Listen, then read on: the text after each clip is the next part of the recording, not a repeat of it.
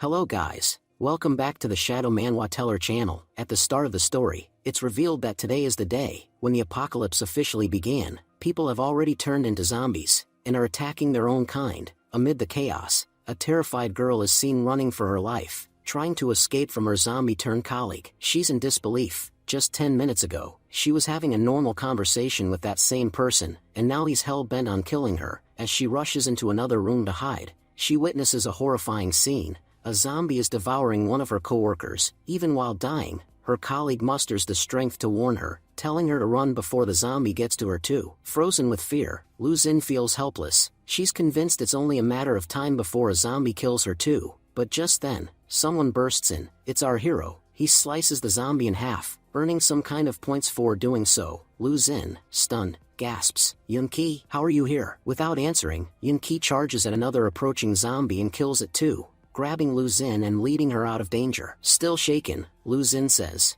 "Yunqi, I can't believe this is really happening. Is this truly the beginning of the apocalypse era?" Yunqi replies that, as hard as it is to believe, this is now their new reality. He then introduces himself. His name is Yunqi. He is 21 years old, and he's the young master of the Yun family in Zhong City. Just 10 minutes ago, he was hiding his identity, living as a regular office worker despite being a multi-billionaire heir. But everything changed suddenly, and now, he is fighting zombies. The scene flashes back to 10 minutes earlier when everything was still normal. Seeing Yunqi, Lu Xin asked if he was planning to leave on time today. She brought up the prophecy that had predicted an apocalypse would begin on this very date. While most people didn't take it seriously, she admitted it made her anxious. She shyly asked if he could drop her home, if it wasn't too much trouble. Yunqi chuckled and said the apocalypse prophecy had been made 10 years ago, and had already been proven wrong countless times. Even little kids don't take it seriously anymore. Are you really scared because of that? Lu Xin replied, "Can't you tell? Of course I'm scared." Internally, she thought that while Yunqi might be the most handsome and charming guy in the office, she wasn't exactly lacking either. She believed he couldn't resist her charm for long. Just then, Yunqi shouted playfully to the office, "Our office goddess is scared because of the apocalypse. Is there anyone brave enough to walk her home?" Immediately, a group of guys swarmed around Lu Xin, eager to volunteer. She thought to herself, "Yunqi, you're such a weirdo. No wonder you don't have a girlfriend yet." Meanwhile, Yunqi smirked to himself, thinking, winning me over won't be that easy. Though I've got to admit, using the apocalypse as an excuse was a brilliant move. He then explained that everything began 10 years ago, when Titan,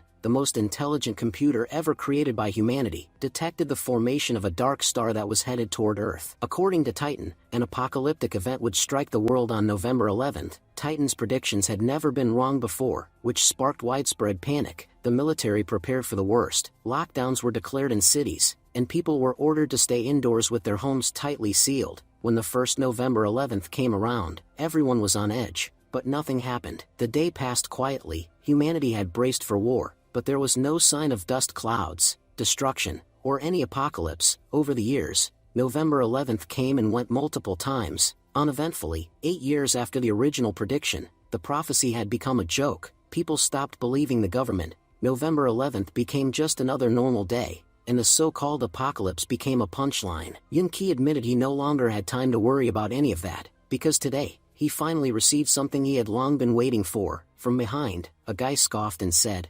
"Yunqi, you're in your 20s, and you're still into swords? That's such a childish hobby." But Yunqi didn't care. In his mind, this wasn't just any sword. It was something special, something extraordinary. Along with the sword, he also received a letter. It read, "Yunqi, this sword is made from the hardest materials, Titan Elite Gold. It's powerful enough to cut through even the strongest metals. It will serve you well in self-defense." Yunqi thought, they all think it's just a toy, but if I search it up, I bet I'll find out this is actually a high-tech killing weapon. It's not easy to send something this powerful here. I don't know how Yunsure managed it. Then he turned the letter over and read another message. "It's been 3 whole years. You haven't come home even once. Yunqi, where are you planning to return?" At that moment, Yunqi reflected on the letter. "Yeah, it's been 3 years. Honestly, I left home because I couldn't stand the way things worked there. I wanted to live life on my own terms." That's why he had fled from Zhong City and started a new life in District 105. He admitted to himself that he never really had a solid reason to leave,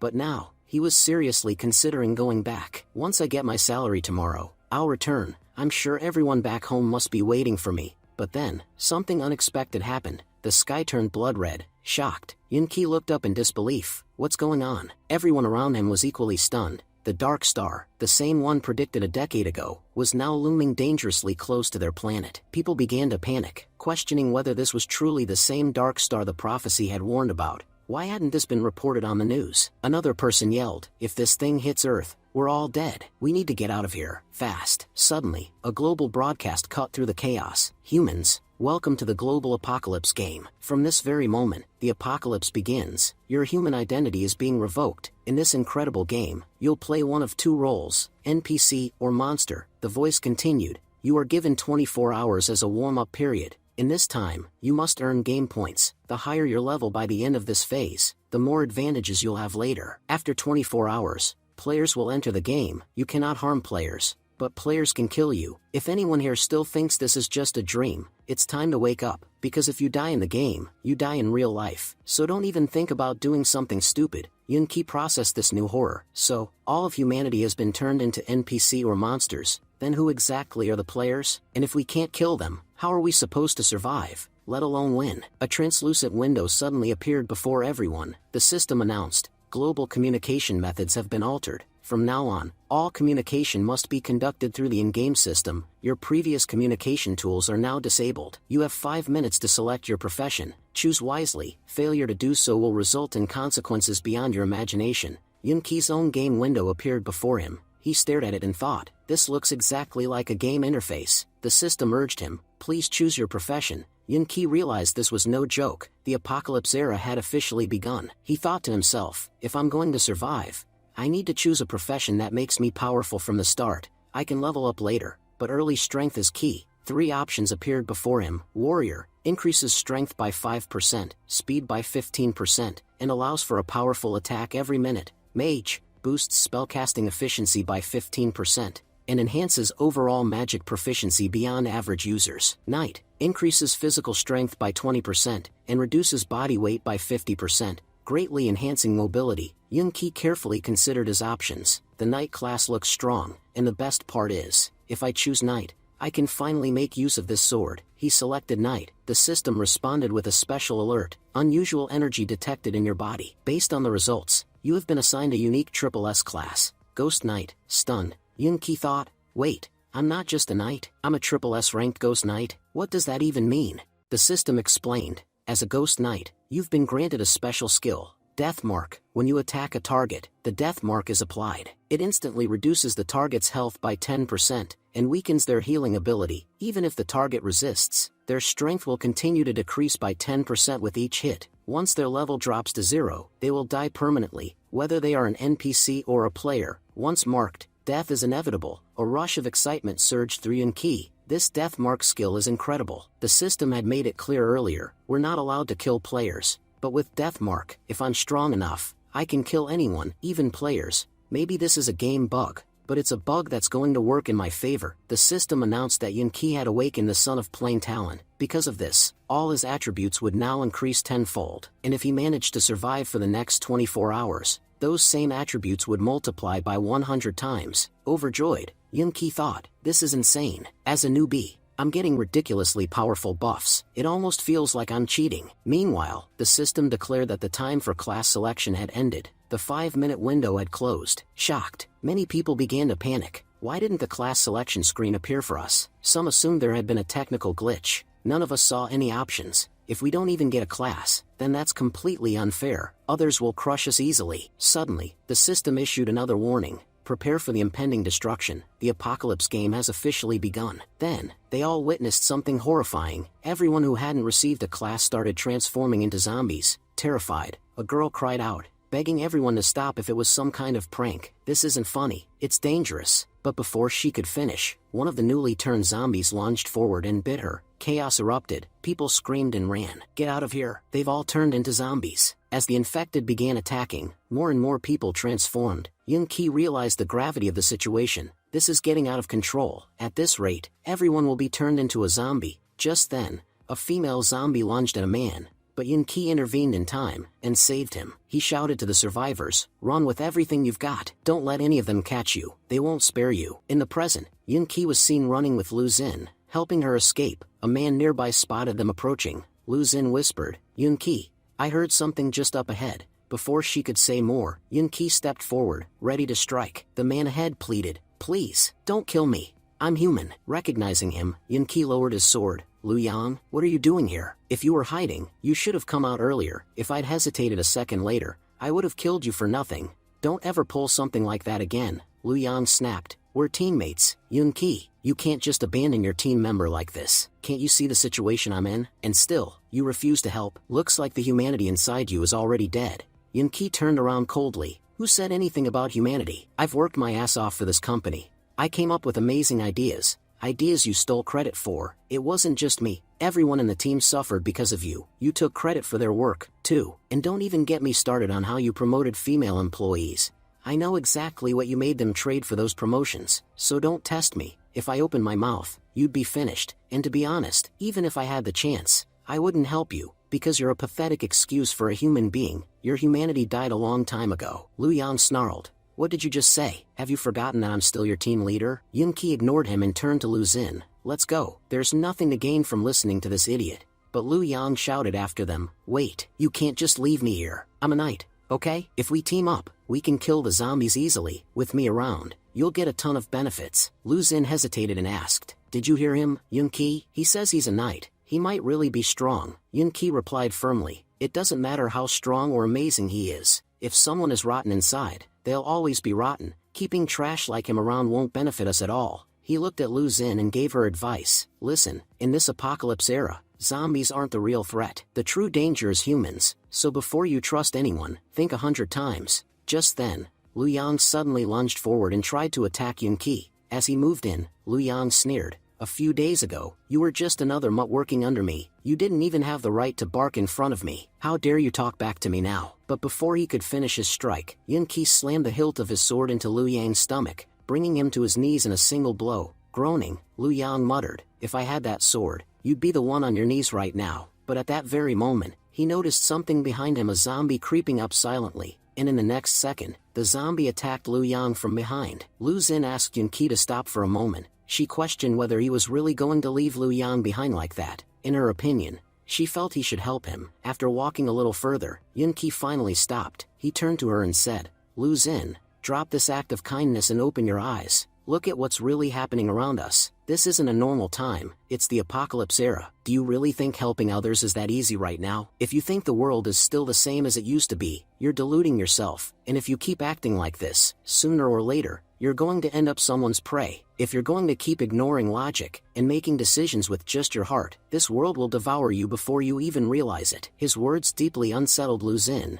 Yun-ki added, "Right now, our priority is just one thing, finding a safe place." As they moved forward, the main office door suddenly opened. A girl inside called out to Lu Xin, urging her to get in quickly. Once inside, Yun-ki took a moment to assess the situation. There were 7 people in this cramped office, while countless zombies roamed outside. With so many people in such a small space, he realized he had to be extremely careful. He couldn't be sure of everyone's intentions. Meanwhile, one of the girls, Jia Jia, sat crying. She wondered aloud how everything had changed so drastically, and how the world had become so unrecognizable. Another girl said she just wanted to go home, worried about the fate of her family. A third guy snapped at them, saying they were being foolish. He reminded them that being alive right now was the only thing that mattered. "Forget about anything else. All I care about is making sure no zombie gets in. If even one makes it inside, we're all dead." Then, the manager, Cao Yukian, angrily blamed Jia Jia. He said, "None of this would have happened if she hadn't opened the gate and let those people in. Because of that, a horde of zombies followed them here.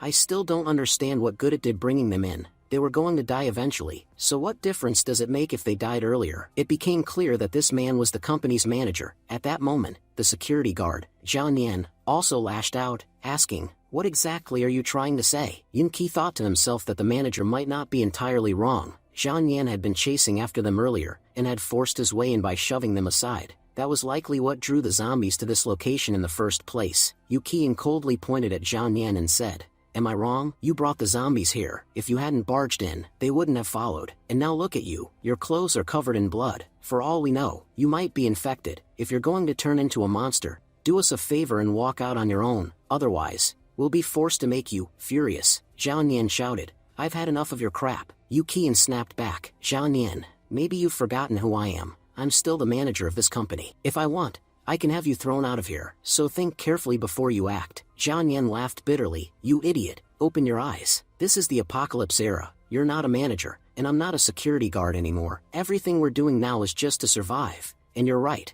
I've become a monster. I'll show you what a real one looks like. Yu Qian, now visibly shaken, pleaded with him. Zhao Nian, what are you thinking of doing? I've helped you a lot as your boss. Please, remember that and let me go. But Zhao Nian ignored him and dangled Yu Qian out of a 17th-story window. Terrified, Yu Qian begged him to stop. Zhao Nian, don't be crazy. This is the 17th floor. If I fall, I won't survive. Watching all this unfold, Yin Qi readied himself for what might come next. Zhao Nian looked at Yu Qian and said, I have no reason not to kill you, so yeah, you're going to die here, fatty. Just then, Lu Xin stepped in. Wait a second. Zhao Nian, calm down. Nothing is ruined yet. Look, I chose the mage class, and I've awakened the holy light power. If you're wounded from the zombies, I can easily heal you. And don't worry, once I do, you won't turn into a monster. Yin Qi couldn't believe how foolish the girl was. He thought to himself, how can someone be so naive? Things have barely even started, and she already revealed that she's a mage. He knew better. In times like these, the more secrets you kept, the safer you were. Revealing everything about yourself wasn't bravery, it was pure stupidity. In an apocalypse, the biggest threat wasn't the monsters, it was the people around you. They'd learn everything about you, pretend to earn your trust, and the moment you let your guard down, they'd betray you without a second thought. And the worst part? They wouldn't even flinch while doing it. Now that Lu Xin had revealed her identity as a mage, Yin Qi was certain she'd soon land herself in serious trouble. There was no way she could get out of here unscathed. Zhao Nian looked at her, surprised. Wait, did you just say you're a mage? That means, you can save me? Lu Xin nodded and assured him, saying he didn't need to worry about infection anymore. As long as she was there, nothing bad would happen. She explained that if they worked together, their chances of survival would increase significantly. There was no point in fighting each other. Even Yu Qian spoke up in agreement, telling Zhao Nian that Lu Xin was right. There's no benefit to infighting. If we stick together, we'll be stronger. But Zhao Nian suddenly let Yu Qian go, dropping him. He sneered, saying, if I have a mage with me, I won't have to worry about injuries ever again. Seems like you really are someone who can change fate. Everyone gasped in shock as Yu Qian fell. Lu Xin cried out in horror, demanding to know why Zhao Nian did that. You had no reason to kill him. Zhao Nian replied coldly, you're asking why? That fat man used to bark orders at me every chance he got. I never liked him, so the moment I had a chance to take revenge, I took it. Lu Xin was appalled. You killed him over that? Zhao Nian's body began to glow as he enhanced himself and replied, so what? That bastard was a thorn in my path. If I didn't deal with him today, he would have shown up eventually. I just cleared the path. He grinned with pride. I'm glad I chose the warrior class. I've trained my body for years, and now that I have these enhanced powers, I'm not here just to survive anymore. I'm going to become the king of this world. Yin Qi, observing all this from the side, thought to himself, just as I expected, in an apocalyptic world, there are no laws and no morality. Humans used to fear the law, and that kept their true nature hidden. But now that they know they can do whatever they want without consequences, they'll become monsters worse than any zombie. This is just the beginning of humanity's downfall. Zhao Nian turned to Lu Xin and declared, from now on, you'll follow me and become my slave. Stick with me and you'll get plenty of benefits. But before he could get any closer, Yin Qi stepped between them to protect Lu Xin. Zhao Nian scoffed. Why are you stepping in, kid? Don't tell me you like Lu Xin too? Yin Qi replied, yes, I do, but not in the way you think. I admire her skills. That's why I won't let someone like you even get near her. If you value your life, walk away. He thought to himself, Zhao Nian is dangerous. Even if I have strength, I can't guarantee I won't get hurt. Having a mage on my side is crucial. She can stop me from getting infected, and together, we could make a perfect team. Zhao Nian, now agitated, pulled out a fire extinguisher and growled, so, you want something that's mine? If you don't value your life, go ahead. Once I lay claim to something, it's mine. Even thinking about Lu Xin makes you guilty. He stepped forward, ready to attack. If you get in my way, I won't hesitate to destroy you. With that, Zhao Nian lunged at Yin Qi, but Yin Qi quickly blocked the attack with his sword. While defending, Yin Qi noticed a deep, dangerous wound on Zhao Nian's stomach. He realized Zhao Nian was infected. Despite the injury, Zhao Nian could still talk and move. Yin Qi guessed his body was mutating, and since he had chosen a class, the mutation wouldn't be like that of a regular person. His physique was already impressive, and now with the warrior class, he was far stronger. If Zhao Nian fully mutated into a zombie, he wouldn't be like the others. He'd become far more powerful, and the more he leveled up, the more dangerous he would become. Yin Qi now knew Zhao Nian needed to be stopped, and fast. Just then, Yin Qi charged forward and struck Zhao Nian. knocking him back. As he moved in, Yunki thought to himself, this ticking time bomb needs to be taken out today. If not, he could become a massive threat to humanity in the future. Without hesitation, he slashed through Zhao Nian's body, splitting him in two and ending him right there. Everyone stood frozen in shock. Another one's dead. First Yukian, and now Zhao Nian. Yunki glanced over at Lu Xin and thought, at first, this girl seemed to understand what was going on, but now, it looks like she's only learning through her mistakes.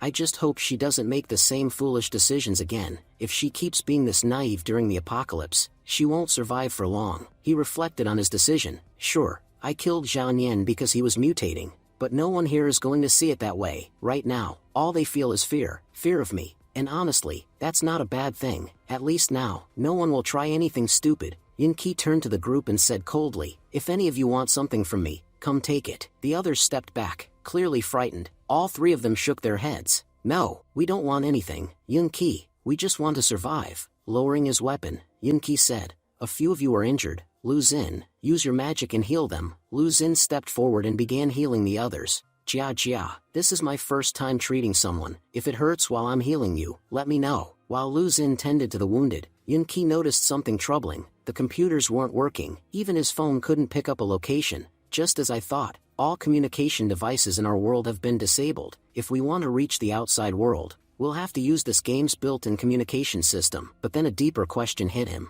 Is it even wise to rely on anything this game provides? In this world, we hold no value. The system already sees us as NPC and monsters. Why would it ever help us? It's more likely everything it gives us is meant to work against us. He scrolled through the system messages, and saw desperate pleas for help flooding in. Yunki murmured, this world is in serious trouble. Everyone's begging for help. But he quickly reminded himself of the reality. You can't trust anyone anymore. If you want to survive now, you need to be strong, because no one's coming to save you. He turned to his own status panel, and finally took a good look at it. I didn't pay enough attention to this earlier, but now's the time to understand exactly what I have. My non-combat skills are all going to be boosted by 10x. Wait, what's this matching degree? He realized all his other skills had been multiplied tenfold, but this new term puzzled him. What's this matching degree tied to? He remembered the system's earlier announcement, survive for 24 hours. And all earned points will be permanently increased by 100x. That reward was supposed to be his cheat skill from the system, but how does it work exactly? How are my points going to be multiplied by both 10x and 100x? As I move forward in the game, I need to figure out how this system actually works. Once this warm-up phase is over, I'll have a better understanding of my skills, and how this cheat code really functions. He checked again. I have 10 points. Let's see what happens if I apply the cheat code now. Just then, the system flashed a message. All points you've earned have been multiplied by 10x. Yunki grinned. This is incredible. I had 10 points, and now I've got 100. That means I can level up 10 times faster than normal people. Meanwhile, Lu Xin, looking a bit pale, said, I don't know why, but I suddenly feel extremely hungry. I must have used up all my energy healing everyone. No wonder I feel so drained. Yunki was deep in thought. There's no food or water in this conference room, and those zombies outside aren't going anywhere. If they kept sitting there doing nothing, they'd eventually die of starvation. He checked the time. 20 hours were left until the players would be introduced into the game. But for some reason, I've got a really bad feeling. When those players arrive, humanity is going to face something far worse than these zombies. I don't know why, but I feel like the players themselves will be a much bigger threat. For now, his focus was clear. He needed to rack up as many points as possible during this warm-up period. That's the only way I'll stand a chance against whatever's coming. As the others watched him gripping his sword, someone asked cautiously, what are you planning to do? Jia hesitated. Wait, you're not thinking of going outside, are you? With zombies everywhere, you'll never make it. She stepped in front of him. We won't let you open that door. If you do, all the zombies will storm in, and we're not equipped to handle that many of them. Lu Xin pleaded. Yunki, are you really going out there? The outside is crawling with zombies. You're putting yourself in serious danger, and if they get in, we're all as good as dead. There's no better hiding spot than this place. Yunki snapped back. And how long do you plan on hiding here? Do you see any food or water around you? Open your eyes. There's nothing here. These zombies aren't leaving, and you're too scared to face them. He looked them all in the eyes. I'd rather die out there fighting, than sit here and rot like a coward. If any of you want to stay, go ahead, wait for death. But no one's going to stop me from going out there. Jia muttered under her breath. Honestly, dying of hunger might be better than being ripped apart by zombies. At least it's not as painful. Another voice chimed in. Look outside. There are monsters everywhere. They'll tear us apart. You've got a weapon. You can fight. But we don't. If you open that door, they'll come for us. Lu Xun tried one last time to reason with him. Shouldn't we wait a little longer? Our military has been preparing for this apocalypse for a long time. I'm sure they'll come to rescue us soon. Yunki paused. Can we really count on a rescue team to come after the apocalypse has already begun? The chances seemed slim, but just then, through the window, they saw something, an enormous airship hovering above the city. That's a floating spaceship, Yunki whispered, the kind our military uses. A voice echoed through a speaker. My name is Zhao Liang, commander of the military's 3rd Squad. I have a message for all surviving humans on Earth. Yes, we are facing a dire crisis, but don't give up hope. We're here to rescue you. Everyone stared in disbelief. Don't panic. We'll have this situation under control within 3 hours. If you're inside a building, please make your way to the rooftop. It will make it easier for us to evacuate you. The entire group burst into excitement. Let's go to the rooftop now. The military's finally here. Zhao Liang's voice returned. If you can't get outside, hide in a safe location. We'll reach you shortly. A young woman broke down in tears. I'm going to survive. Finally, Jia and the others turned to Lu Xun. You were right. The military really came for us. Zhao Liang added. It is our duty to protect you. Stay calm.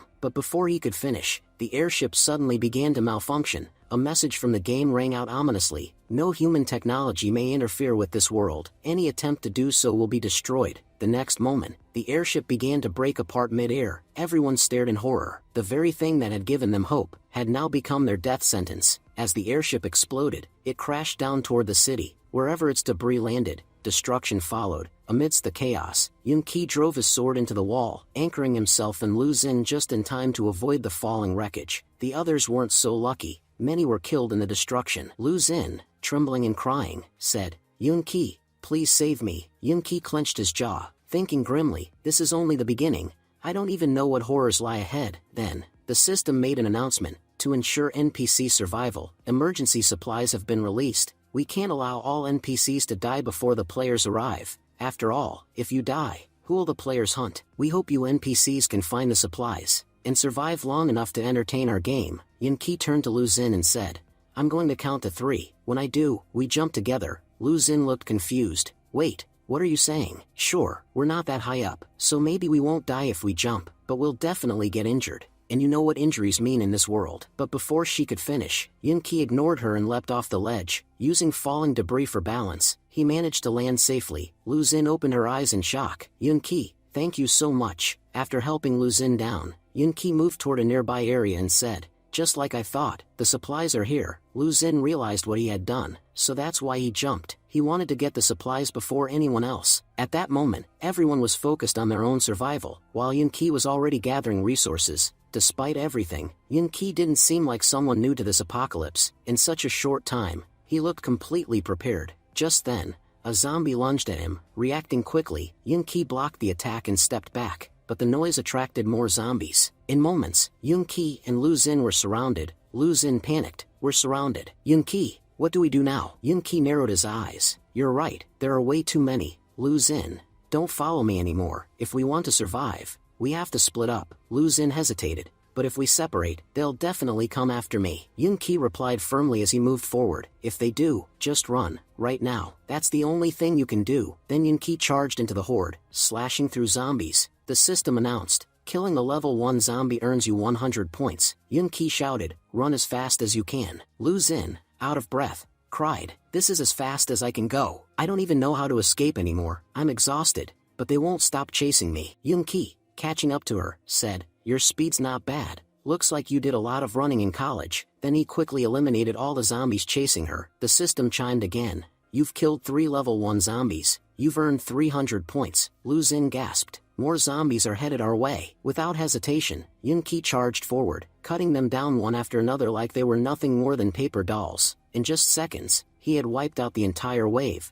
Grinning, Yunki thought, every point I earn is being multiplied 10 times. This cheat code is insane. But if anything's more insane than the cheat, it's my weapon. Man, I wish I had summoned a gun too. That would have been fun. Then again, getting 1 cent to my family wouldn't be that hard either. Wait, supply. I forgot about the supply box. He ran to open it. As soon as he did, the system rewarded him with 1,000 points, and the leaderboard popped up in front of him. Rank 1, Fang Gan. Rank 2, Yuan Zin. Rank 3, Yunki. Seeing his name on the board, Yunki was stunned. I'm on the leaderboard. right next to Fang Gan and Yuan Xin. Fang Gan is one of the top fighters in the Human Alliance. People even call him the God of War. He's a national hero who's achieved countless victories with his army, and has always stood at the front lines to protect the country. And Yuan Xin, he's the Speaker of the Alliance, and the patriarch of the Yuan family, one of the 7 great families. He's considered the smartest of them all, and is famously known as the Congress Brain. Even after the apocalypse began, these two are still at the top. Honestly, as long as they survive, humanity still has hope, but they've already got over 3,000 points. There's no way I can catch up just by killing monsters. They're clearly using elite soldiers to farm points. Since this is a game, of course the leaderboard favors players like them. With their rankings, they'll also get better supplies than the rest of us. Then the system asked, would you like to remain on the leaderboard, or remove your name from it? Yunqi paused. Those two are the most powerful names on the planet. Even before the apocalypse, they were legends. If my name appears next to theirs, it'll draw attention. But in a world like this, staying low profile is better. The more people know about me, the more danger I'll attract. Lu Xin asked Yunqi what was inside the supply box. He replied that he hadn't checked it yet, and suggested they open it together. As soon as he unlocked the box, they found 2 level 1 life potions, some antidote potions, and a sharp blade. Yunqi thought to himself that this was perfect. All of it was medical gear. With these potions, he could heal his injuries. He figured he no longer needed to keep Lu Xin around. After all, she had very little combat power, and to make matters worse, she was kind of a fool. Keeping her close would only mean more trouble. Just as Yunqi was thinking this, a powerful zombie suddenly attacked him, blocking the strike. Yunqi shouted to Lu Xin to hide immediately. He warned her that this zombie wasn't normal. It was far more powerful than the others. He tried to counterattack, but the zombie's speed made it easy for it to dodge. Suddenly, the creature lunged and struck Yunqi's leg, sending him flying backward. Yunqi noted that the zombie was about the same size as Lu Xin, but its power level was on a completely different scale. He guessed this one had to be a level 1 mutated zombie. Normal ones just didn't possess this kind of strength. Realizing the danger, he thought it was time to use the powers granted by the game. Without hesitation, he injected a level 1 combat potion. Immediately, his combat attributes were boosted by 20%, giving him enhanced strength for the next 10 seconds. Shocked, Yunqi thought to himself, only 10 seconds? What a stingy game. That's barely any time. The zombie launched another attack. Yunqi realized that even 10 seconds could be enough. Something is better than nothing. He stabbed the zombie in the shoulder, but it had little effect. In retaliation, the zombie scratched his face. Seeing Yunqi struggle, Lu Xin became worried. Yunqi himself realized that he had wasted the entire power boost just trying to hold it back, and the supply box was still quite far away. If he didn't reach it soon, the virus might infect him too. Determined, Yunqi pulled his sword from the zombie's body, and dashed toward the box at full speed. But the zombie wasn't done. It began to chase after him relentlessly. Yunqi wondered why it wouldn't give up. It's way too fast. At this rate, I won't make it in time. Just then, Lu Xin threw both potions toward him, and picked up a blade. Getting into a battle stance, shouting, she challenged the zombie, "Hey, rotten freak, over here, your real competition is standing right here." Though her voice was shaky and she was clearly terrified, the distraction worked. The zombie hesitated, confused whether to attack Lu Xin or not. Taking advantage of the moment, Yunqi quickly used both potions. He thought to himself, maybe this girl isn't so useless after all. She might actually be helpful in critical moments. Thanks to the potions, Yunqi became significantly stronger. The system notified him, combat potion activated. All attributes increased by 20%, life potion activated, pain reduced by 80%, duration, 10 seconds. Yunqi said aloud that these 10 seconds would be more than enough to take down this zombie. Now let's show this thing what it means to have both power and brains. As the zombie charged at him again, Yunqi dodged swiftly and landed a vicious slash. The attack was so powerful that the zombie couldn't even stand back up. Rushing to him, Lu Xin asked, "Yunqi, are you okay? Just wait 2 seconds. I'll heal you right now." Yunqi was impressed. She had healed his wound in no time. He realized she had gotten much better at using her healing magic. If she's trained properly, she could become incredibly useful. Lu Xin, meanwhile, was thinking about how strong Yunqi truly was. Even after getting supplies, he could have left me to die. But he didn't. He fought that powerful zombie and protected me. From the very beginning, Yunqi has been trying to save everyone, but no one seems to understand him. No matter what happens now, I'll give it my all to help him in every way I can. Smiling with relief, Yunqi said, "This is incredible. All my injuries have healed completely." he thought to himself. Her magic is surprisingly comforting. Honestly, having a healer like her is far more useful than just getting a supply box. If she sticks with me, she'll be able to heal my injuries whenever I need it. Together, we could go really far. Then, picking up a dagger, Yunqi turned to Lu Xun and said, "Let's move forward, and take out that zombie. Aim for the heart so there's no chance it survives." Lu Xun hesitated nervously. "You want me to attack?" Yunqi nodded. "Yes, you have to. Listen, no one knows what the future holds. If you don't kill zombies, you won't earn any points, and without points, how will you become stronger? If we want to work as a team, we have to fight side by side. If one of us charges ahead and the other stays behind, this team will collapse sooner or later." Lu Xun gripped the dagger and thought, "He's right. If I don't become stronger, I'll never be able to help Yunqi. Anything can happen in this world. Powerful zombies can appear at any moment, and I can't be a burden forever." Nervously, she stepped forward and struck the zombie down. The system announced, "You've killed a level 5 zombie. You've earned 500 points. As a bonus, your healing ability has been upgraded to level 1. It added, "Your healing power has significantly improved." Overjoyed, Lu Xun turned to Yunqi. "Thank you so much, Yunqi. Thanks to you, I earned 500 points, and unlocked an amazing healing skill." Yunqi, although trying to stay calm, was internally crying. "If I had used my cheat code, those 500 points would have turned into 5,000. I could have ranked up easily. Whether it's the war god or the speaker, no one could have matched me." And now not only did she get the points, she even got a new skill. What was I thinking? Handing over a level 5 zombie to her. If we wanted to strengthen her, we should have let her kill a lower level one. Lu Xun asked with concern. "Yunqi, is something wrong?" He quickly brushed it off. "No, I'm just tired." My knees gave out for a moment. As he stood up, Yunqi thought, "Well, I've already given her 5,000 points worth of value. This healer's sticking with me for life now. I won't let anyone take her away." He then said, "We should get moving. We're out of supplies. First, we need to find a safe place to stay, then we'll go search for food and water." Lu Xun replied, "I think I know a place. It could have plenty of food and supplies." Yunqi nodded, following her lead. As they looked around the area, Lu Xun commented, "Yunqi, this place looks like it's seen a brutal battle. Look at how many zombies are lying around. We should be careful. Some of them might still be alive." Yunqi said, "The house you mentioned, it's right in front of this green community, right? If I remember correctly, that was your house." Surprised, Lu Xun asked, "You know where I live?" Yunqi explained, "When I was working, the guys at our office used to talk about dropping you off. That's how I found out where your house is." Lu Xun lowered her eyes and said, "To be honest, I did act selfishly, but I didn't lie. I really just wanted to come home to check if my parents were safe. Also, my mom loves shopping, so our fridge is always packed. I'm pretty sure we'll find enough supplies to survive for at least a month." Then, blushing slightly, she added, "If you want, you could stay at my place. I can even introduce you to my parents." Yunqi thought, "We've already come this far. Not going to her house now would be stupid. Besides, all the nearby zombies have been cleared out. If we can get supplies from there, it's worth it." "Alright, let's go," Lu Xun said. "My house is just up ahead." Yunqi stopped her. "Before we go in, tell me something. A while ago, I reminded you of something.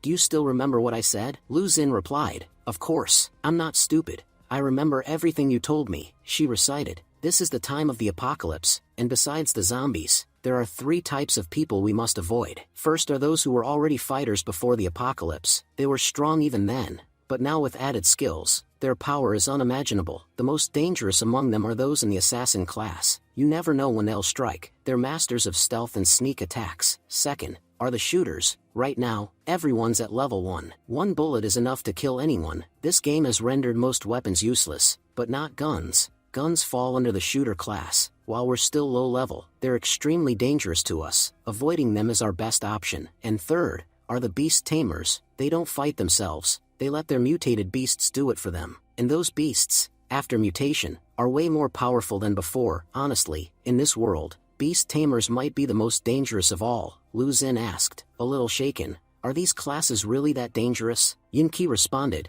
2 of them are pretty rare to run into, but shooters, you'll find them pretty often in the city. And believe me, going up against them right now would be a terrible idea. They could kill us without breaking a sweat." Just then, Yunqi sensed danger. Someone was about to shoot at him. Instinctively, he shifted to the side, and narrowly dodged the incoming bullet. Shocked, he muttered, "A shooter? Already? How did they get here so fast?" One of the shooters called out, "Captain Han, we spotted 2 more zombies in Area A." Yunqi thought to himself, "We were just talking about shooters, and now here they are, standing right in front of us." He quickly raised his hands and said, we're not zombies. We're humans. We were just passing through the area. The shooter responded coldly. If you want to survive, then stand still. Don't move until we can confirm you're human. You're not allowed to come any closer, Yun-Ki asked. What do we have to do to prove we're not infected? That's when he noticed a zombie approaching from behind. Without hesitation, Yun-Ki lunged forward and took it down. We clearly look human, yet they're saying we're zombies? Fine, we'll kill the rest of these zombies and prove we're not infected. And besides, all of them are already weakened from gunshots. Taking them out will earn us some easy points. As he started slashing through the injured zombies, he turned to Lu Xun and shouted, "Why are you just standing there? If we want to show them we're allies, not enemies, we have to act. Come on, help me take these things down." Motivated by his words, Lu Xun joined the fight and began killing zombies. For every zombie she killed, she earned 10 points. Meanwhile, Yun-Ki was getting 100 points per kill. One of the shooters growled, clearly annoyed. "What, you think we're stupid? Stop farming those zombies right now. And bring your girlfriend over here. You've been stealing our points this whole time." Lu Xun blushed as she thought to herself, did he just call me Yun-Ki's girlfriend? Another shooter stepped forward, signaling to a girl, "Check their bodies carefully, make sure they're not infected." Yun-Ki observed silently, these people have multiple shooters, a few mages, some knights and warriors. They even have beast tamers. They're positioned in a formation like a real military squad. For such a well-structured team to exist this early in the apocalypse, there's no doubt someone highly trained organized them. Honestly, there's a good chance they're from the military. Everything about the way they operate feels professional. The girl examining them reported, "Vice Captain, there are no wounds or infections on their bodies." The shooter nodded, "That's good news. Gotta admit, you two are incredibly lucky to have made it this far without getting infected. Now that you've met us, your safety is guaranteed." Yun-Ki asked, "Earlier, you mentioned law enforcement. Are you guys police officers?" The shooter confirmed, "Yes, we are." When the outbreak began, zombies swarmed our city. Captain Han gathered us together and led the effort to save as many lives as possible. Since we can't use spaceships or other large transport, we've been patrolling the area on foot, protecting survivors. We already evacuated most of the people nearby. Actually, we were just about to leave when we found you. You're lucky we crossed paths when we did, Yun-Ki thought. So they were patrolling the area. That explains the massive zombie pileup nearby. They must have wiped out most of them. No wonder this place is so eerily clear. Just then, Captain Han himself arrived and approached Yun-Ki. "My name is Han. I'm the captain of this law enforcement team. So tell me, how did you two manage to survive and make it all the way here?" Lu Xun stepped forward and said, "Captain Han, it's really nice to meet you. My family used to live in the Green Bay community. Do you know what happened to the people who were there? My parents. They might still be at home." Captain Han's expression turned serious. "Did you say Green Bay community? That area is an extreme high-risk zone. If your parents were there, I hate to say it, but they were likely killed. A massive swarm of zombies appeared in that area in a very short time. They wiped everyone out before any help could even reach them." Lu Xun gasped, her face going pale. "Killed?" Seeing her panic, Yun-Ki gently held her by the shoulders. "Calm down. Now's not the time to lose control." He turned to Captain Han and said firmly, "With all communication devices down, it's nearly impossible to confirm who's alive and who isn't. So how can you say for sure that everyone in Green Bay is dead? There's still a chance that some people survived." One of the shooters scoffed, "Are you doubting our captain's judgment, kid? Is that why you're questioning him?" Captain Han raised his hand, calming his team. "Stand down," he explained. "My team sent multiple messages through the World Channel, hoping survivors in the area would respond. At first, several people from Green Bay replied, but within just 30 minutes, the messages stopped. Not a single reply after that. That's also where we detected the highest concentration of zombies in the entire city. That part of town has been completely overrun and mostly destroyed." He paused and looked at Yun-Ki and Lu Xun. "Do you really think anyone could have survived that? I get that you're armed, but even with weapons, going there would be suicide. You can't take out that many zombies on your own." Then he softened his tone. "Listen, I understand. Your family might be in there, but taking a reckless risk won't do anyone any good. If your parents really are trapped there, I'm sure what they'd want most is for you to survive. If you die trying to rescue them, I can promise you, it'll only bring them pain, not peace." Yun-Ki stood in thoughtful silence. Captain Han's right. Even young and fit survivors are struggling during this apocalypse. For Lu Xun's older parents to make it through, it's highly unlikely. Heading there now would be a foolish move. He glanced at Lu Xun, concerned. "She looks really shaken. I need to make sure I'm there for her." Just then, they were interrupted by a strange noise coming from the north. A soldier ran up to Captain Han, breathless. "Sir, we've got a serious problem. Something's approaching from the north. Zombies. But different. These aren't like the ones we've seen before. Yun-Ki's eyes widened in alarm. What the hell? Why are there so many zombie beasts gathering here? After their mutation, their power must have increased dramatically. Captain Han immediately took charge. Everyone, get ready. These are not your regular zombies. They're much more dangerous. All the shooters armed their weapons and took positions. The knights and warriors grabbed their shields and moved forward to provide cover. Captain Han gave his commands. Don't forget your positions. Beast tamers, stay on the sides. Only step in if your teammates are under attack. All mages, stay at the back and use healing magic to support the team. Watching this, Yun-Ki thought, I've got to admit, this guy is impressive. The apocalypse hasn't even been going on for a full 8 hours, and they're already this organized in handling zombie attacks. If this team can survive a little longer, I'm certain they'll accomplish great things. Just then, a scout reported, the zombie beasts are closing in. They're now within our firing range. Captain Han responded, all right then, begin firing. Make every shot count. We can't afford to waste a single bullet. Everyone inside the barrier began shooting, successfully taking down many zombie beasts. But it still wasn't enough. One of the scouts shouted, Captain Han, we're running out of ammo, and those beasts are dangerously close to breaching our defense. At this rate, they'll reach us any minute now. Captain Han, clearly shaken, thought to himself, we're using our most powerful firepower against them, and even that's not enough. At this point, I don't think we have a choice. We might have to retreat, he shouted. Everyone, fall back behind the bunker. We can't hold them off from the front. Some of the shooters started running low on ammo. One soldier, limping from an injury, thought desperately, I won't be able to make it to the bunker. I can barely run with this wounded leg. Just then, a zombie beast came dangerously close to him. Captain Han screamed, Lao Wang, get away from there, now. That beast is going to kill you. But right in the nick of time, a high-pressure water blast hit the zombie beast, knocking it away. The one who saved him? None other than our hero, Yun-Ki. Captain Han was stunned.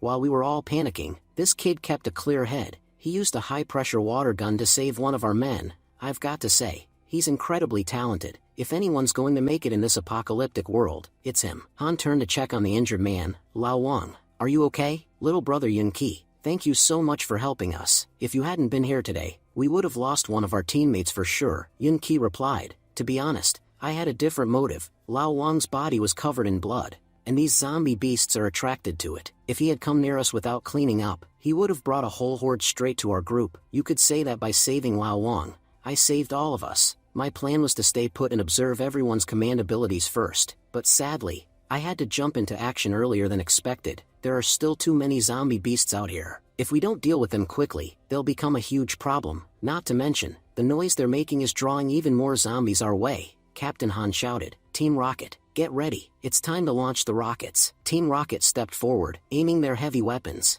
and launching powerful attacks that wiped out many of the zombie beasts. Watching the battle, Yun-Ki thought to himself, it doesn't matter how powerful our attacks are, unless we hit their vital points, this is useless. No matter how badly injured they get, they'll just stand back up again. Meanwhile, one of the men behind shouted confidently, just a bit more firepower and we'll win this. We'll tear those monsters to pieces today. A Team Rocket member replied, believe me, I'd love to rip them apart too, but the problem is, we barely have any rockets left, and I seriously doubt we can wipe them out with what little we've got. As he prepared to launch another rocket, Yun-Ki stepped in. Your weapon is incredible, but it's even more effective when used strategically. And with that, he fired a rocket high into the sky, aiming it at the top of a nearby building. Startled, the Team Rocket member shouted, Kid, what the hell are you doing? We barely have any rockets left, and you just wasted one. Do you have any idea how badly this mistake could cost us? But then, the building that Yun-Ki targeted began to collapse. The falling debris crushed dozens of zombie beasts beneath it. In total disbelief, the Team Rocket member muttered, how did one rocket kill so many of them? Yun-Ki smirked silently. My plan worked perfectly. That building had already weakened due to all the stray attacks.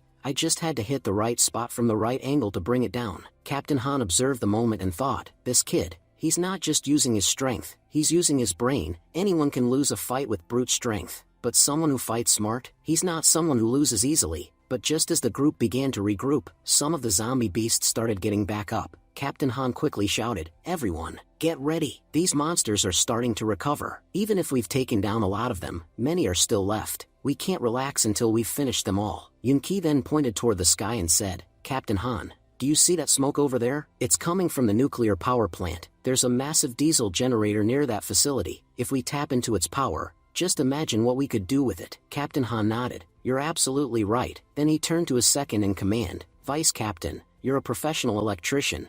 Grab your tools and run the power cables from the generator to here. It's time we show these zombie beasts the power of electricity. Soon, the generator was brought over. At the same time, zombies began charging over the water Yun-Ki had earlier spilled on the ground. Vice Captain arrived. Captain Han, the cables are ready. Order everyone to move back from the water. Captain Han shouted, throw the wires in, now, and nobody is to go near the water. As soon as the wires hit the water, a massive electric shock surged through it. All the zombies stepping into it were instantly fried. The shock was so powerful that it wiped out dozens in a single moment. Everyone nearby was also rewarded with huge experience points. Yun-Ki thought, I knew it. I was right again. While this attack didn't kill all of them, it definitely weakened them. I can say with confidence, their power levels have dropped by at least 80%. Fighting them now will be a lot easier than before. Vice Captain was stunned. This generator is way more powerful than I expected. But Captain Han replied, that power didn't just come from the generator. Remember the building that collapsed earlier? A lot of metal particles from the debris fell into the water. Plus, the water itself had a high salt content. That's what made the electrical attack so lethal. Han paused and thought, there's no doubt, this kid had all of this figured out beforehand. That's why he was so confident with his plan.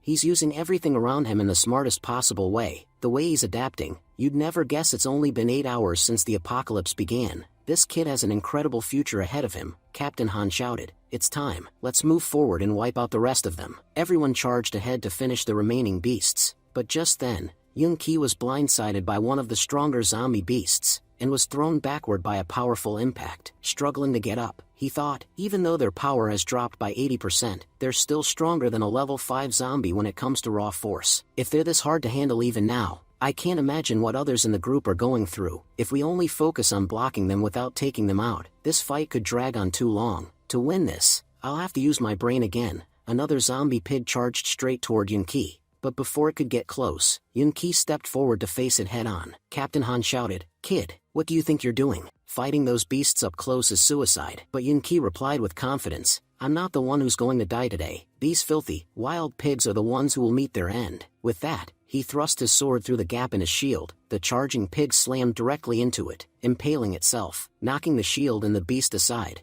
Yun-Ki said calmly, the biggest weakness of these zombies is their brain. No matter how strong they get, without a functioning brain, they'll never defeat a real warrior. Just then, a system message popped up. You've killed a level 1 zombie pig. You received 2,000 points. Grinning, Yun-Ki muttered, 2,000 points? Not bad. Another alert followed. Your total points have surpassed 5,000. You've unlocked a new skill, Resurrection. This skill allows you to resurrect any creature weaker than you, and permanently turn it into your servant. Once resurrected, the creature will regain NPC status, and the game won't even recognize that it ever died. Important, you can only resurrect targets 2 levels below you. Their attributes will also increase by 5%. However, if you cancel the resurrection midway, that being will be permanently lost, and can never be revived again. Yun-Ki's eyes lit up. Resurrection. This is the very first skill of my Ghost Knight class, and it's seriously amazing. He grinned and said, let's see just how good this skill really is. Activating Resurrection, Yun-Ki raised his hand toward the fallen pig. Rise, you wild boar, it's time to serve. To everyone's shock, the once dead zombie pig twitched, and stood up. A shooter shouted, hey, get back, that pig isn't dead. But Yun-Ki casually walked up and mounted the beast. Everyone froze in disbelief. You're riding it. Yun-Ki smirked. Yeah,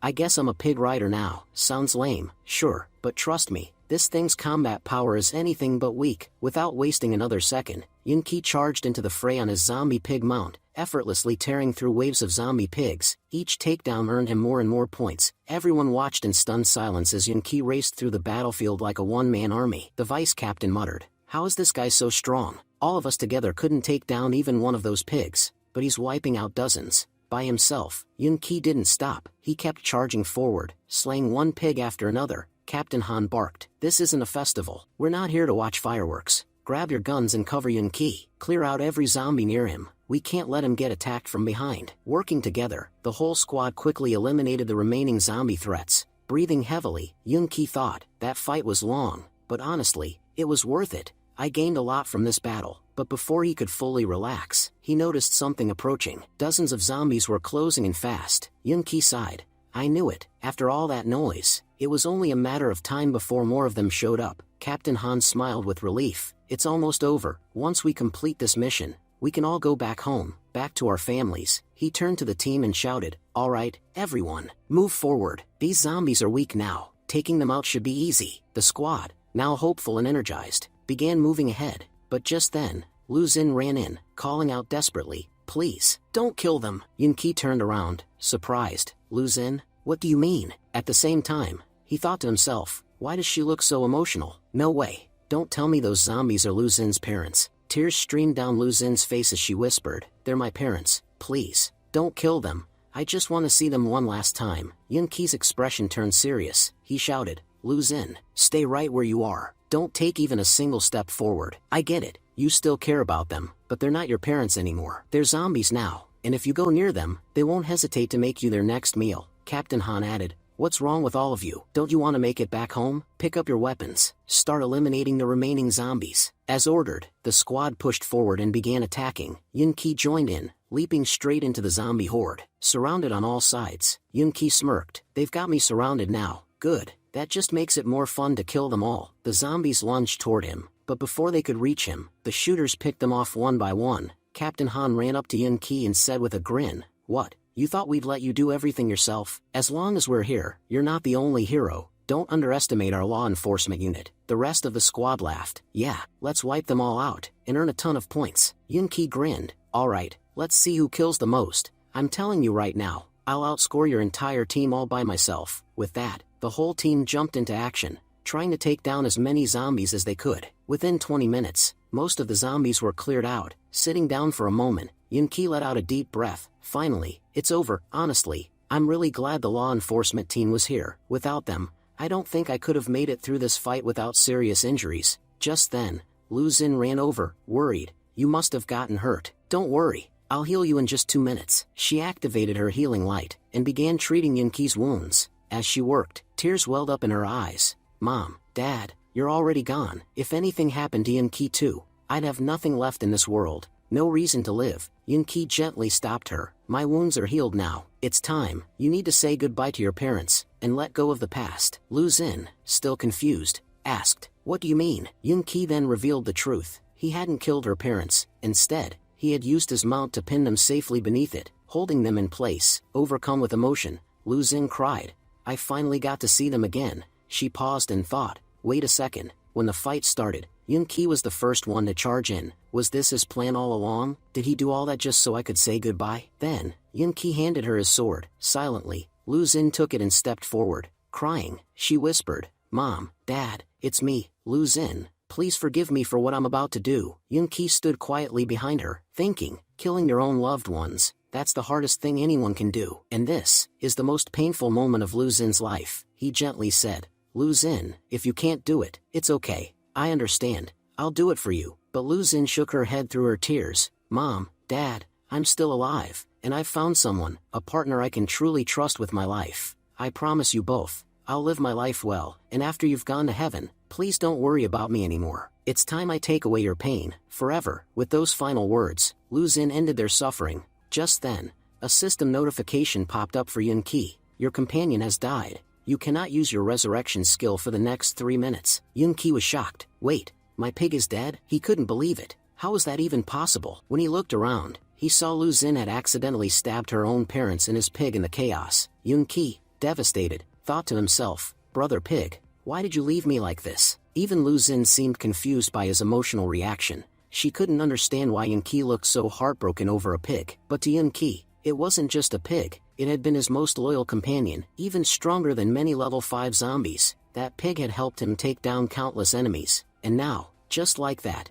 it had been killed by a careless move. Looking around, he tried to find another pig to resurrect, but to his horror, Captain Han and his team had already burned the rest of them. Captain Han announced proudly that burning the pigs was a smart move, as their bodies carried dangerous mutations. Leaving them unattended would have been a huge risk. By incinerating them, they had secured the area. Yunqi, disheartened, realized there was nothing he could do. The resurrection skill required the body, and now every single one had been reduced to ashes. In his mind, he cried out, "Brother Pig, please wake up. How could you leave me alone at a time like this?" Lu Xun tried to console him. She reminded him that the ones who died today were her parents, and yet, she wasn't breaking down. She told Yunqi that there was no need for him to feel so bad. She was strong, and she understood that in a post-apocalyptic world, situations like these were inevitable. But Yun-Ki thought otherwise. Of course you're strong, you killed my innocent pig. Just then, Captain Han asked if there was any healer available. Many members of their law enforcement team were injured,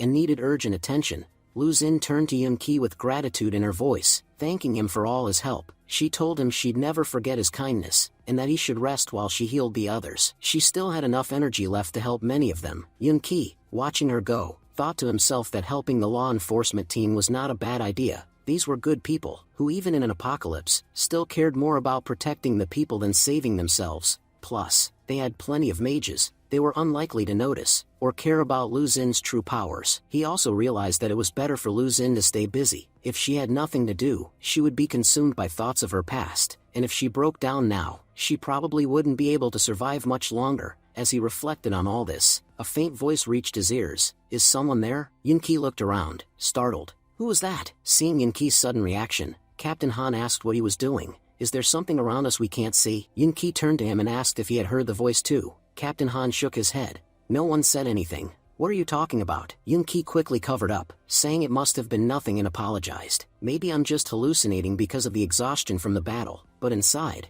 Yun-Ki was deeply confused. He had originally thought that communications in this world had been restored, but now, it was clear, that wasn't the case. Then what was that voice I heard? Why was I the only one who could hear it? Was it the game, or my system? Just then, Yun-Ki heard a voice again. Someone asked, "Why aren't you replying? Don't tell me you don't know anything about us. Hurry up and join us for a chat." Yun-Ki, visibly irritated, thought to himself that the system now had a voice function, and honestly, it sounded incredibly annoying. Suddenly, a new window popped up in front of him. He realized, this looks like a group chat, but I never joined any group, and since the world's communication system is down, what kind of group is this? The system announced. Congratulations, you've joined the Apocalypse Walker team. This group has 10 members. Yun-Ki muttered in disbelief. Apocalypse Walker? 10 members? What is going on? He was instantly teleported to what appeared to be a meeting hall. Glancing around, Yun-Ki quickly realized this wasn't the real world. This was his conscious space. According to the game's logic, NPC don't have access to chat systems. They can only communicate formally through the game interface, which is already hard to manage. So how did the 10 of us end up here? I never received a notification about joining a group, nor is there an option to leave it. These members must have already been pre-selected,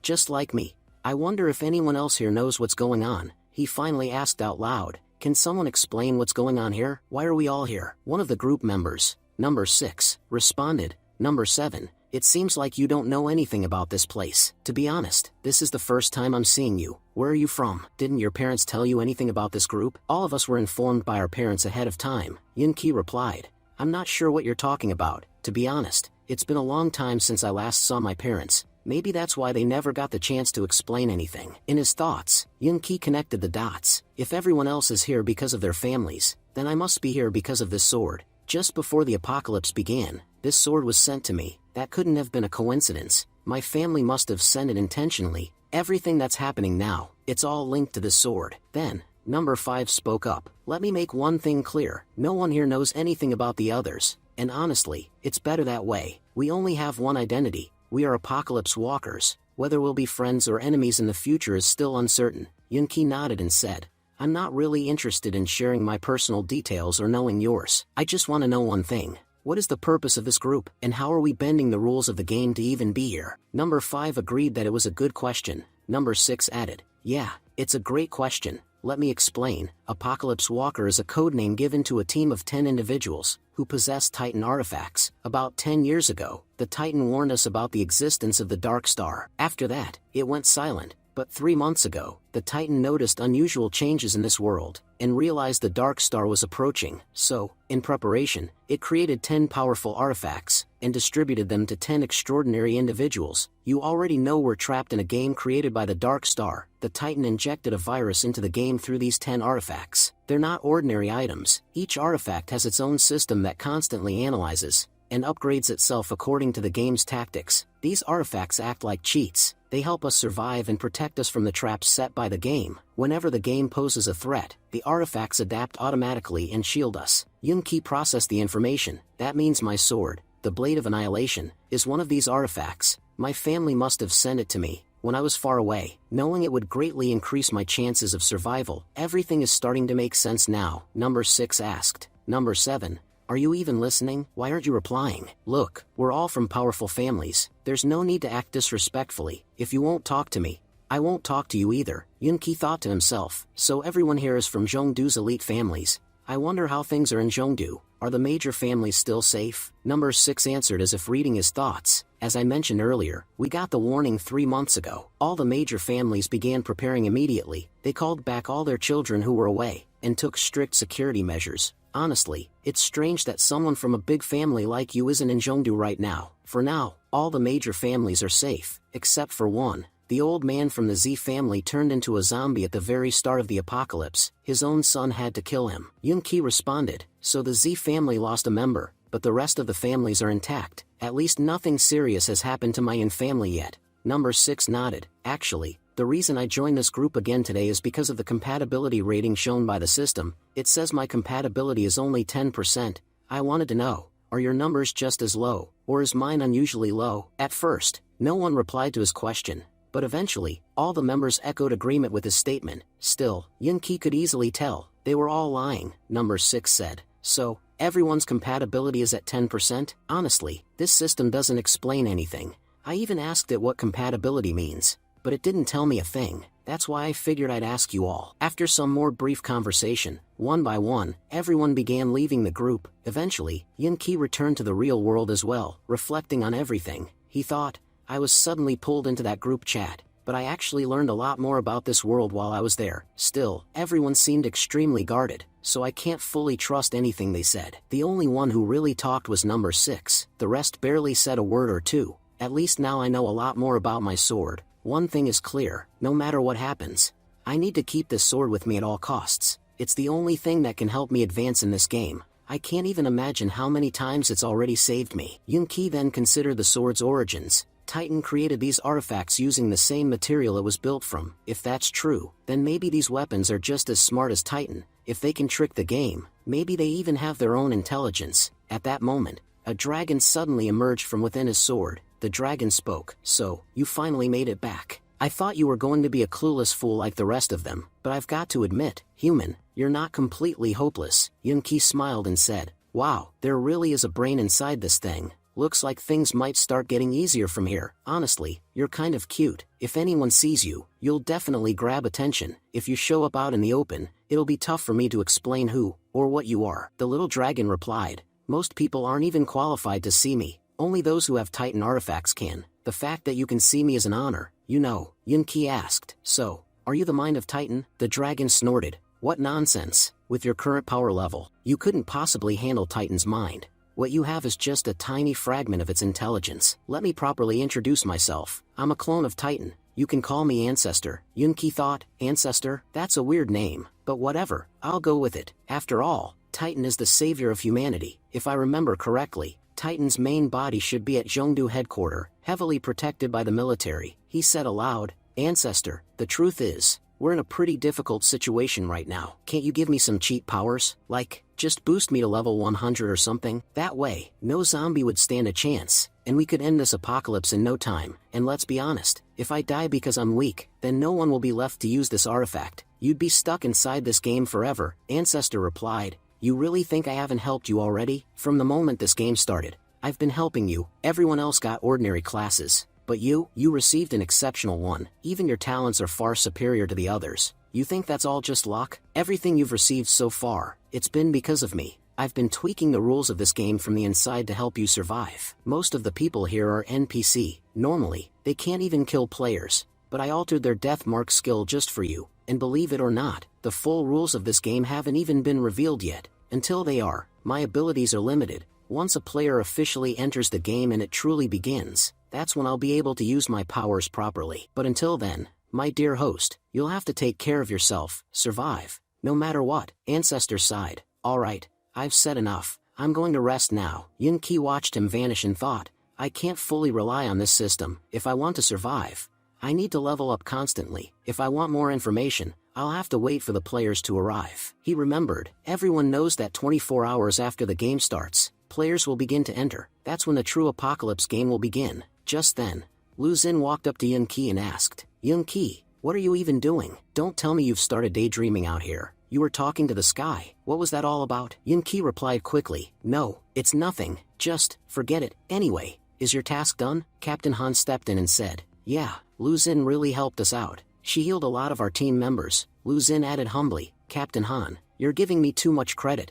I didn't really do that much. Captain Han smiled and said, so, what are you two planning next? If you're unsure about your future, you're welcome to join my team. If we stay together, we can protect each other. Yunki responded politely, thank you for the offer, Captain Han, but I don't plan to stay in the city anymore. I'll be leaving soon. Blushing slightly, Lu Xin added, and I'll go wherever Yunki goes. From now on, our paths are one and the same. Captain Han chuckled. Well, you two lovebirds are clearly capable enough, and strong enough, to travel alone, so, I won't try to stop you. Honestly, I think leaving the city might be the smarter move. When the apocalypse started, the city was packed with people, and now, it's overrun with zombies. If you go somewhere with fewer people, your chances of survival will be much higher. Walking out of the city won't be easy though, so take my bike. It's not much, but it should help. And don't ask me why I'm giving it to you. The truth is, today, you helped our team a lot. Without your support, getting out of here safely wouldn't have been possible. So think of this bike as a gift from me.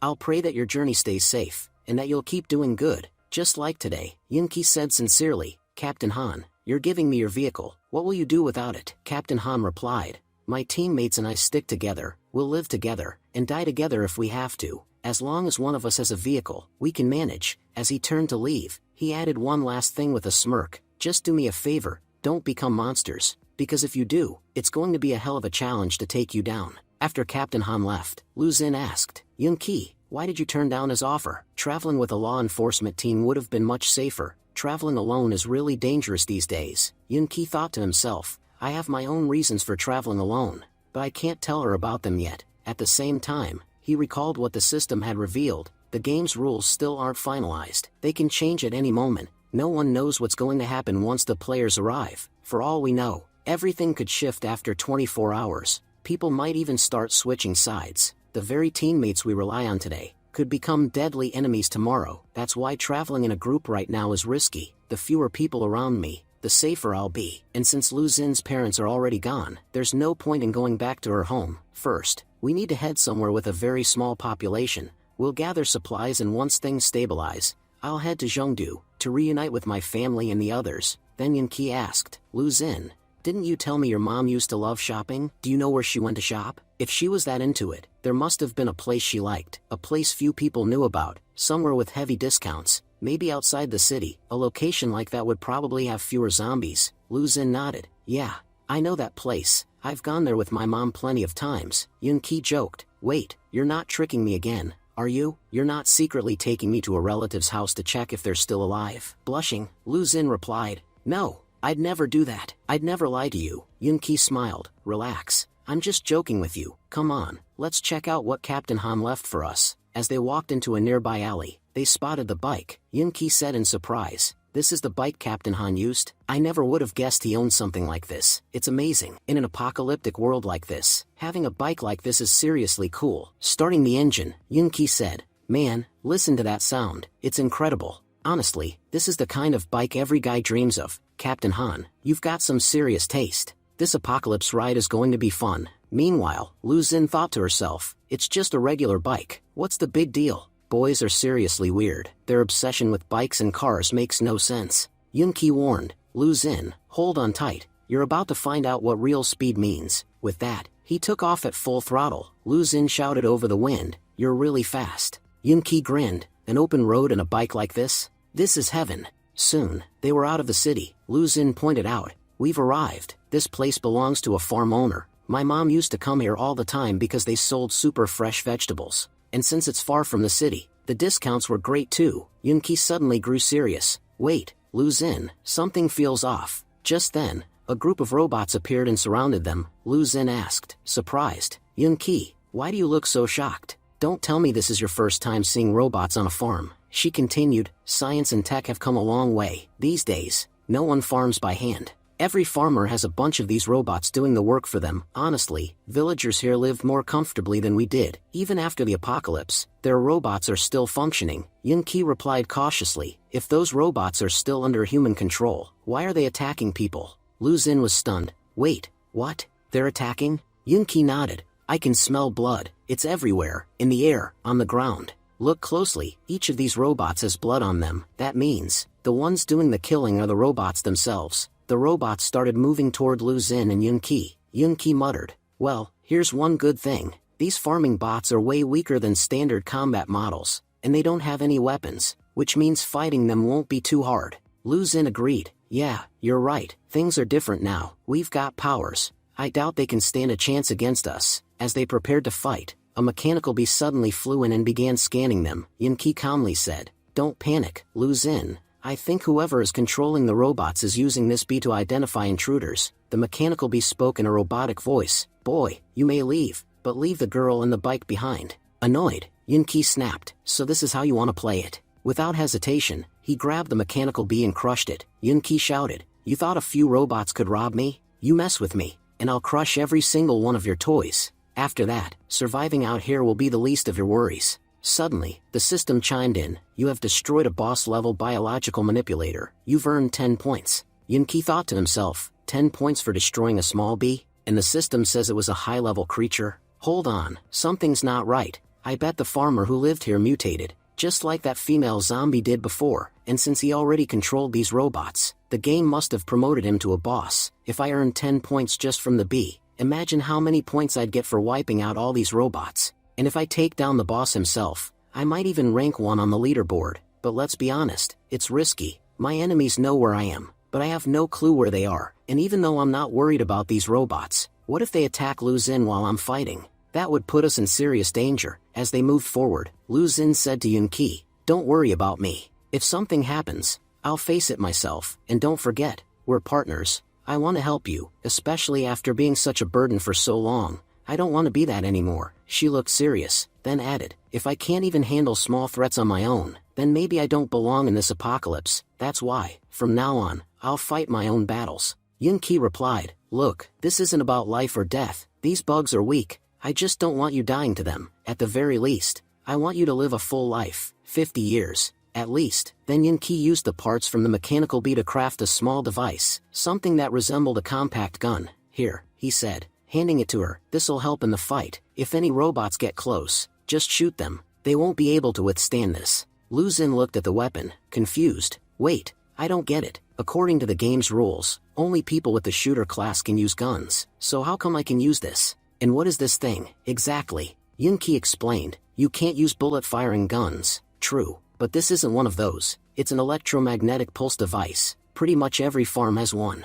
He continued, you know how the intelligence of farm robots is low, and they're way bigger than regular bots. If something goes wrong, humans wouldn't be able to stop them. That's why this device was developed, to paralyze them in emergencies. He pointed to the bee they had just destroyed. That bee had one of these hidden inside. Don't be fooled by its size. It can paralyze even the biggest of bots. The downside is, it only works on robots, and it uses a lot of energy. It won't work on humans. Lu Xun smiled in admiration. You're incredible. I had no idea you knew so much about this kind of stuff. Yunqi chuckled. Maybe you didn't know, but I was the top student at Zhongyi Elite College, the one where only geniuses get in. If I topped even that crowd, I must know something, right? He looked ahead and said, all right, time to get ready. This upcoming fight won't be like the last one. It'll be way tougher. And Lu Xun, protect yourself. Just then, another mechanical bee landed on a robot's head. It spoke. I must admit, kid, you've got impressive knowledge, but that little toy you're holding, it barely has 10 minutes of energy left. After that, it's useless. It sneered, and if you're thinking you'll earn points from me, forget it. I'm not giving you any. Lu Xun recognized the voice. That's the same one from before. Yunqi frowned. Wait, what points is this guy talking about? The bee laughed. Don't act clueless. You seriously don't know? Fine, I'll explain how this game actually works. He continued with eerie enthusiasm. You probably think the game organizers assign points based on the level of the monsters, right? And every time you kill one, you get those points. You also probably believe killing monsters is the only way to get stronger. The bee's tone darkened. But that's completely wrong. Those sick organizers don't care who's a human or who's a monster. They just want people to fight each other. For the entertainment of the players watching this messed up reality, he revealed the brutal truth. All those zombies and monsters we've been killing, they used to be humans. So if killing them gets us points, then killing humans does too. And since that's what the game masters want, that's exactly what I did. I didn't just kill monsters, I've killed plenty of people too. And guess what? Humans give more points than monsters, he continued coldly. I was the first one in my village to figure this out. While everyone else was wasting time fighting zombies, I started eliminating my own villagers. That's how I earned 1,000 points in a single day. Tell me, do you think I could have earned that many points so quickly any other way? I didn't even have to leave the village. Lu Xin was horrified. What the hell are you saying? You wiped out your entire village just to earn points? Those were your people. Yunqi's face turned grim. He thought, the apocalypse hasn't even been going for a full day, and this guy's already figured out how to exploit the system. Honestly, he's a bigger threat to humanity than any monster. Even the game isn't as twisted as this guy. The organizers may be sick, but at least they left some people alive. This guy didn't even spare one soul from his village. At first, I didn't want to fight him. He's got powerful robots, and with Lu Xin here, it would have been tough. But now I don't care what it takes. This guy needs to be stopped. Yunqi stepped forward and shouted, you killed your whole village and all you got was 1,000 points?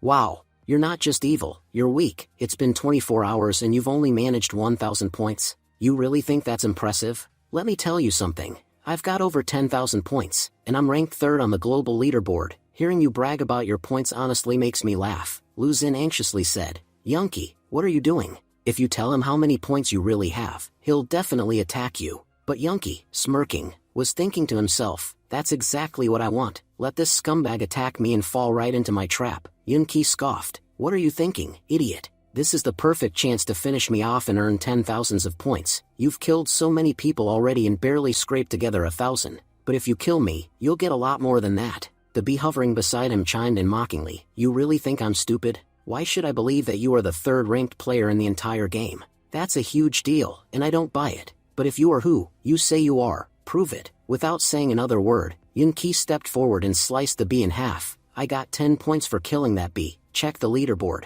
The 3rd-ranked player's score should have gone up by 10. I can't think of a better way to prove it. The bee's operator checked the screen and confirmed it. You're right, the points just went up. So why didn't you put your name on the leaderboard, if you were willing to reveal yourself now? The bee's operator ignored the question and focused on his greed. You've got around 20,000 points. If I kill you, I'll get all of them. Then he shouted, all units, attack. We'll take this bastard down and climb to the top. With that command, all of his robots charged at Yunqi. Yunqi quickly turned to Lu Xin and said, get out of here, go hide.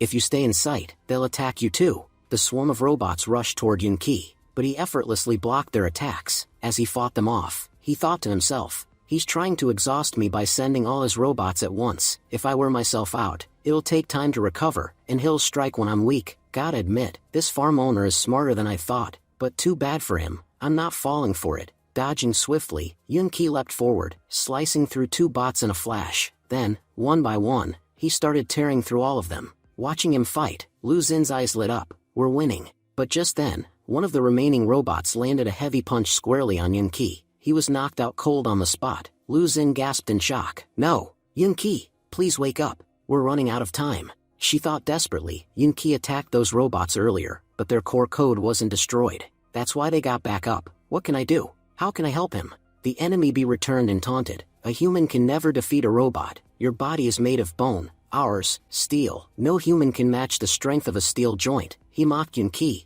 Boy, I gave you the chance to run, but you chose death instead. And now, your points will be mine. As he prepared to strike Yunqi down, one of his robots suddenly malfunctioned and collapsed. The man yelled, what the hell? What happened? Why did my robot shut down mid-battle? Then his eyes narrowed. So she's behind this. That girl, I didn't even notice her before. I should have killed her first. One of his other robots collapsed to the ground and broke apart. Lu Xin's system calmly informed her, you've used up 40% of your weapon's energy. Very little remains. Lu Xin thought to herself in frustration. I used that much energy in just one attack. I can't afford to trust this thing too much. But whatever happens, I have to use what little energy I have left to take that robot down. I won't let anything happen to Yunqi. Just as she was about to fire, the enemy approached from the side, his voice dripping with mockery. I honestly thought I'd never have to leave my bunker, but thanks to you, girl, here I am. And no, I'm not going to kill you yet. That's why I didn't have the robots attack you earlier. First, I'll kill the boy, then I'll play with you. Lu Xin shouted at him not to go near Yunqi.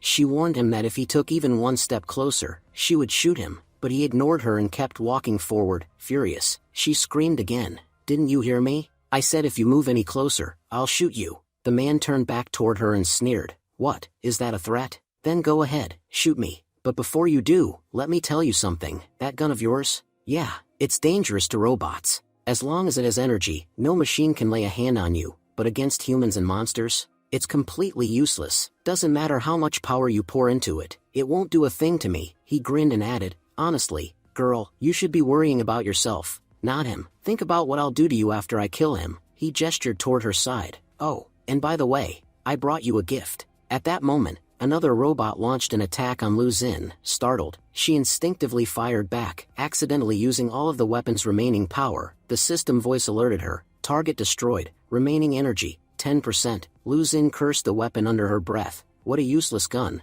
I only fired twice, and it's nearly dead. What do I do now? I have to save Yunqi somehow. Meanwhile, the enemy walked closer to Yunqi, laughing. You're going to die, boy, and when you do, I'll get a truckload of points. Honestly, I've never met a more pathetic fool than you. I gave you the perfect chance to walk away, and you chose death instead. But just then, Yunqi's eyes snapped open, shocked. The man gasped. You weren't unconscious? You were faking it this whole time? Yunqi launched a counterattack and shouted. What did you think? That I earned all these experience points by luck? If those little robots of yours were really that dangerous, you'd be the one on top, not me. Without hesitation, Yunqi hurled his sword straight at the man, but just before the blade could land, a massive robot dropped from above, intercepting it midair and crushing it effortlessly. The giant machine declared, the person standing before me is my master's enemy, eliminating him is now my top priority. With that, the robot launched a barrage of missiles directly at Yunqi. As the explosions lit up the battlefield, Yunqi barely managed to dodge, flipping into the air to avoid the blast. This is bad. That robot's huge. Fighting it head-on, this would be very dangerous.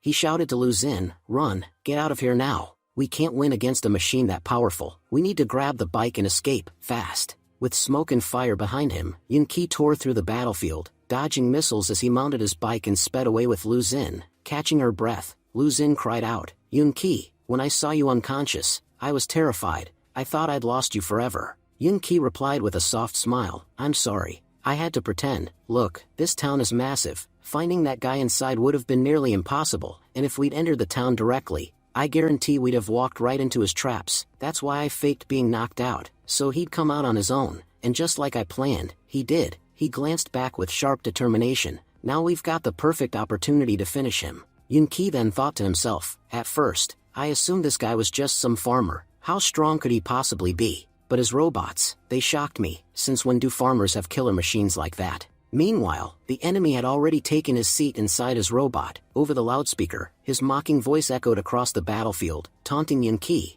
Where are you running, boy? Aren't you supposed to be that elite player with over 20,000 points? Then why run from someone as weak as me? I barely have any points. Compared to you, I'm nothing. So why the fear now? He laughed bitterly and continued, you know, I invested every cent I earned from my farm into advanced defense systems. People called me crazy, said I was wasting my money. But what do those fools know? One day, this tech would be the only thing keeping me alive. I built the best defense system in the world, and I used it to buy these incredible robots. Now, I'll use them to kill you and rise to the #1 rank. Then, with malicious glee, he said, just stay right where you are. You're going to see something special. Honestly, I can't wait to end you. Meanwhile, Yunqi was dodging every attack with skill and precision as he raced to escape the robot's onslaught. Lu Xin, breathless and tense, muttered in disbelief, this is insane. I can't wrap my head around it. How does a regular farmer have access to military-grade weapons like that? These kinds of robots, they're usually only in the hands of national defense forces.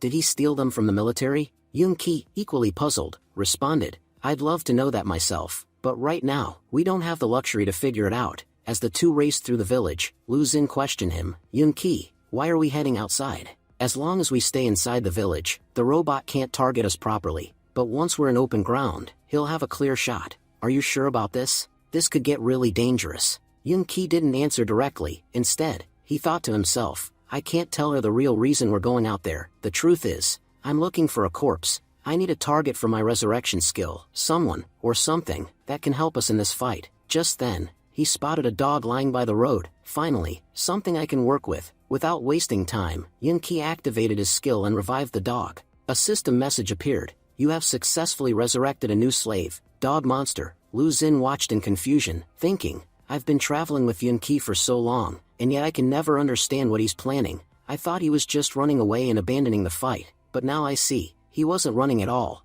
He was looking for a corpse to use. But, in a battle this huge, what help could a dog possibly offer? How is he planning to use it? Back on the battlefield, the enemy called out again, clearly irritated. Coward. Stand your ground and fight me. Weren't you the one bragging a minute ago? Claiming to be a top 3 player with unbeatable powers? Didn't you say my tiny robots couldn't even scratch you? And now look at you, running with your tail between your legs. Have you no shame? If your abilities are as great as you say, then fight me. Lu Xing called out urgently. Yun Qi, he's getting too close. Yun Qi slammed the brakes on their vehicle, and with a cold glint in his eyes, said, "This is the perfect moment for a surprise attack." Turning to the dog, he commanded, "Doggy, go, show him what you're made of. With your special ability, he won't know what hit him." As the enemy robot approached, the dog darted forward, and to everyone's astonishment, it ran right up to the giant machine and started peeing on it. Then, in one swift leap, the dog jumped up and stuck itself to the cockpit's glass window, completely blocking the pilot's view. Panicked, the man inside shouted, "I can't see a damn thing. Get off. What the hell are you doing, you filthy mutt?" The dog remained firmly glued to the screen. A robotic system voice crackled through the cockpit. "Warning, external system contamination detected. High levels of acidic liquid causing damage to internal components. Estimated shutdown in 5 minutes." The pilot's eyes widened in disbelief. "What? I've only got 5 minutes? Damn it, I need to finish them now." He quickly tried to issue commands to remove the dog, but before he could act, Yun Qi charged forward. "You asked me what kind of ability I have? Well, you're about to find out." In one powerful move, he slashed both legs off the enemy's robot. The man screamed in shock. "What the hell is going on? Are you telling me a human just cut through that? My robot's legs are made from reinforced alloys. How did a sword slice through them?" The massive machine collapsed to the ground with a thunderous crash. The onboard system issued another warning. Core overheating, severe structural damage detected, multiple circuits cut due to leg detachment, cockpit ventilation filling with smoke, ejection sequence will initiate in 5 minutes. The pilot gritted his teeth, realizing this battle wasn't going to end the way he expected.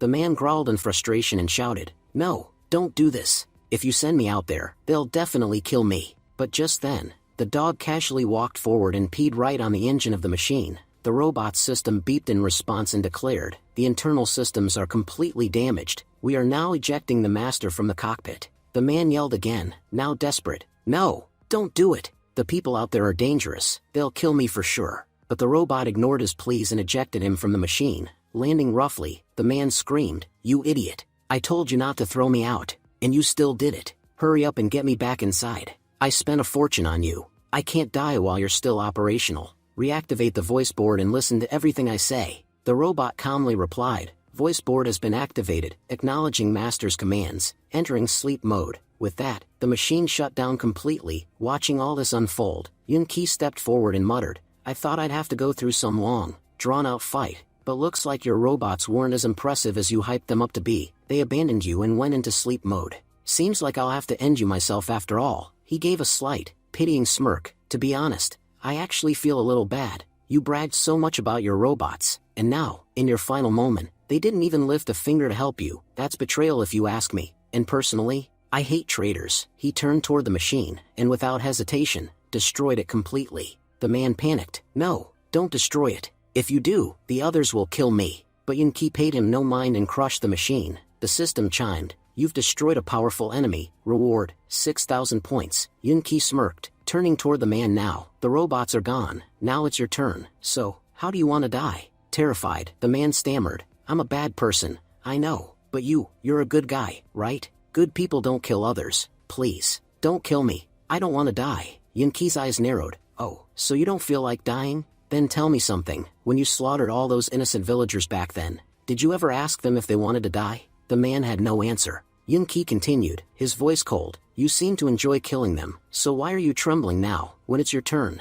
I can forgive my enemies, maybe, but I'll never forgive a disgusting human like you." He took a deep breath and said, "Honestly, I had the perfect opportunity to just walk away from here, but after hearing about the sick things you did, I made up my mind to kill you myself." Without further hesitation, Yun Qi struck him down. The system's voice rang out once again, "You have defeated the main boss of this territory. Reward, 10,000 points. Your current total is now 42,860 points." Yun Qi sighed and muttered, "We only came here to buy some vegetables, but we ended up making a huge profit, and luckily, I changed my name on the leaderboard beforehand. So even if I hit rank 1, no one will know it's me." Just then, the system made another announcement. Congratulations, host, you are now ranked 1 on the leaderboard. Your current points, 42,860. The 2 people behind you have significantly fewer points. If you can maintain your position until the end of the warm period, you will receive a special title as a reward. Keep pushing to hold this rank. Yunki raised an eyebrow, feeling a rare excitement build in his chest. I don't know why, but being number 1 just feels amazing. It's a different kind of joy. What happens next will be revealed in the next episode. Thank you for watching and stay tuned.